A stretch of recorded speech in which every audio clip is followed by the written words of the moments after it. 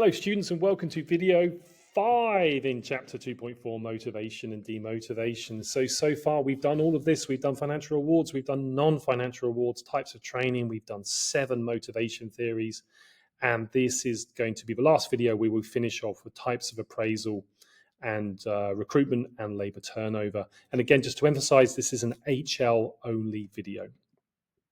So again, we're going to cover these 4 learning objectives down here, which is going to finish off the chapter. So the first thing to go through is labor turnover. And this is, as a definition, this is the number of employees leaving an organization over a period of time. And what we do is we do this as a percentage of the total workforce. So we would do this as a formula. We'd look at the number of workers leaving within a period of time. This is normally done over a year. And then you would look at the average number of staff over that year, and then you'd multiply that by 100.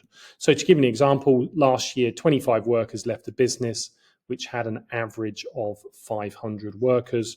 So our labor turnover will be 25 divided by 500 times 100, which is 5%. Now, you might see some different formulas here. You might see this as just number of staff. The reason this formula is average number of staff is because the number of workers at the beginning and the end of the year is likely to be different. And so the formula could be the number of staff at the end of the year as well. So there are different ways of doing it.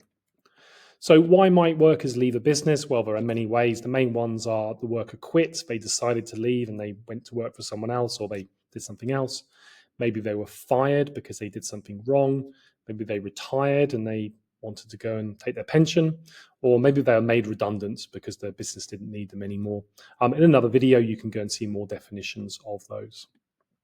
So just briefly, what are some pros and cons of having low or high labor turnover? So if we look at low labor turnover, so low labor turnover would be when not many staff are leaving the business. So most workers tend to stay with the business. Now, this sounds really good, and it generally is. What are the pros here? Well, firstly, it's an indication of high morale and effective management. So this is basically an indicator that employees are happy. And like we saw earlier on, if employees are happy, then they're likely to be more productive, treat clients better, etc., etc. We're likely to have lower costs of recruiting. So we're going to do recruiting in a minute, but recruiting is when we hire new people. So if less people leave, then we need to hire less people. And when we hire people, that's usually quite a costly process. And so we have lower costs of recruitment. And in theory, we should have better relationships with customers. And so if people stay with the organization longer, then usually employees will work with a customer for a long period of time so they can get to know that customer and then know what they like and what their needs are. So in theory, we should get better customer relationships.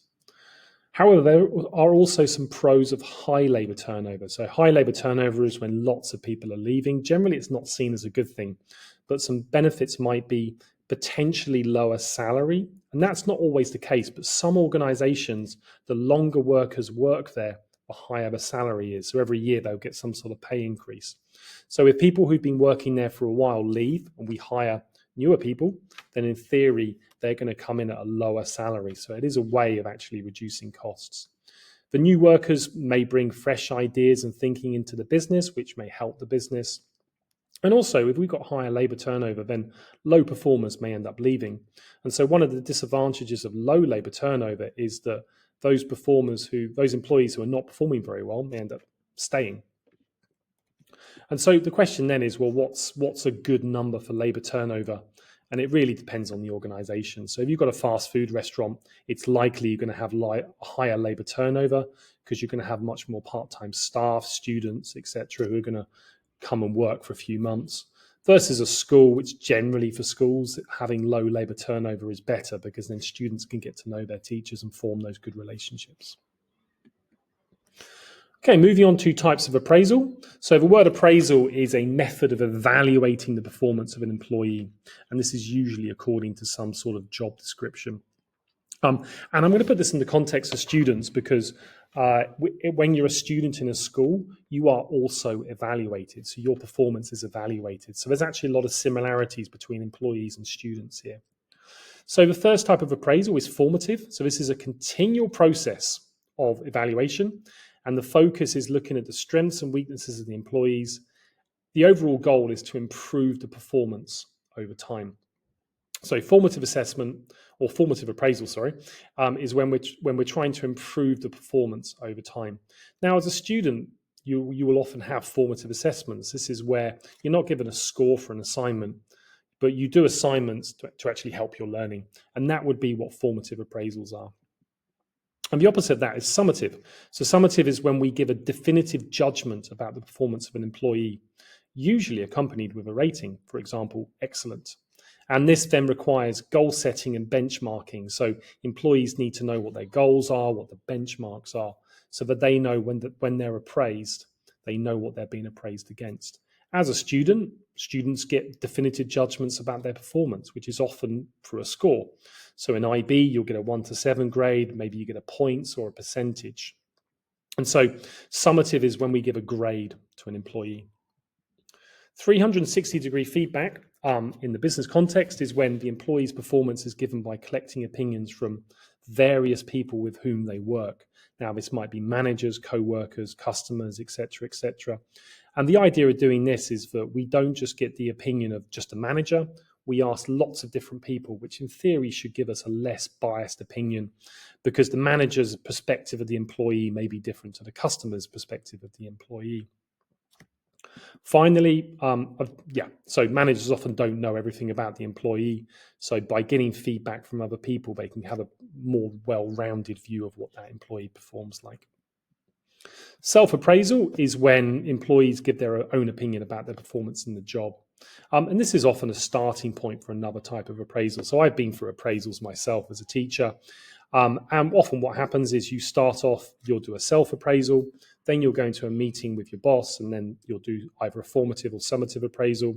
Also, as teachers, we do a lot of 360-degree feedback because students give feedback about their teachers as well. So you could kind of say that the students are the customers in this situation. Okay, on to the final thing in this chapter, which is methods of recruitment. Recruitment is when we hire new people into the organization. And what we're going to do here is we're going to go through the process of how many companies will hire their employees. Not every company will follow this process, but in general, this is what they do. And when you go out into the workforce and you go and get jobs, it's very likely you're going to follow some sort of process like this. So the first thing the company needs to do is identify that they need a new employee. So why do they need a new employee? Well, maybe the business is expanding, maybe someone's left. What they do next is they create a job description. So they'll say, we need a new employee, and this is what we need the new employee to do. Then what they'll do is they'll look, well, what type of person do we need? What skills and qualifications do we need from the new employee? And then the next stage is to identify candidates. So they know they need a job, they need a new employee. They know what the employee needs to do, what they need, and then they can identify candidates. And here they need to tell the workforce that they're looking for a new employee, and they need to get employees to actually submit applications to them. So various ways they can do this is, back in the day, it would be done in newspapers. They put a job advert in the newspaper. These days, it's done online mostly, things like LinkedIn, etc. They could hire a headhunter. So a headhunter is someone who helps the business go and identify potential candidates. They can go to career fairs. Career fairs is when lots of employers and lots of employees all go to a big place and they can all interact and talk to each other. They can also advertise the job internally. So internally means they look for people within the organization who might want that job as well. Then they receive application from candidates. So this is usually candidates will send their CV, resume, and a cover letter, or maybe there's some sort of online system where people apply for the job directly through the company website. The business will then shortlist the suitable candidates, and then there'll be some sort of selection process. So the selection process will be things like interviews, which might be done online or in person. They may be testing, so sort of IQ, aptitude tests, personality tests, and maybe group activities. I remember when I graduated from university, I was 21 years old, and I applied to lots of jobs. And many of the companies I went to do selection processes, and they were often quite lengthy. One job I went for was a whole day, and I think I had 3 interviews. I had 2 tests, and then we did a group discussion as well. And when you do the group discussion, they're looking to see how you interact within the group. Then they'll offer the job, hopefully the person accepts, and then they sign the contract. So again, when you apply for jobs, it's likely that you'll go through many of these processes. Final thing in this video is internal versus external recruitment. So internal recruitment is when we hire an employee who already works within the organization. So they already work for us and we're going to move them into a different position. Often it means promotion. So maybe we promote a middle manager to become a senior manager. External is the opposite, when we hire an employee from outside the organization. Now, there are various pros and cons of internal versus external.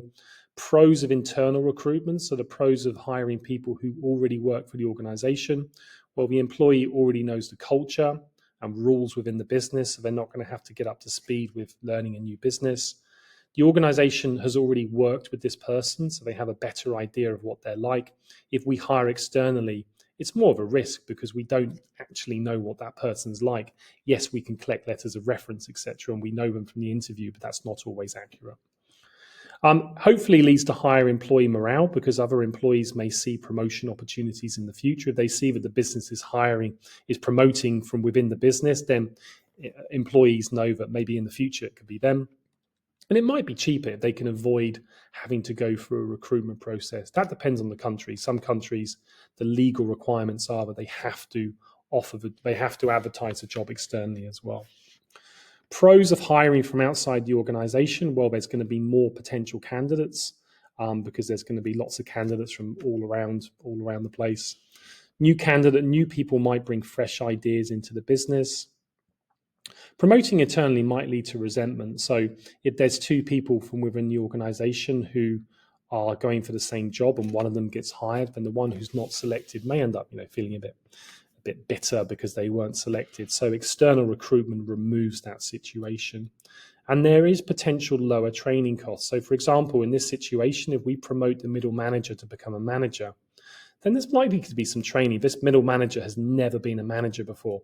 So there's going to be some time where they need to learn the job, maybe some training costs. But if they hire a manager from outside the organization, that person already knows how to do the jobs. So there's potentially lower training costs there. Right, we are finally done with that chapter. And just to prove it, we've now covered all of those learning objectives. I'll see you next time.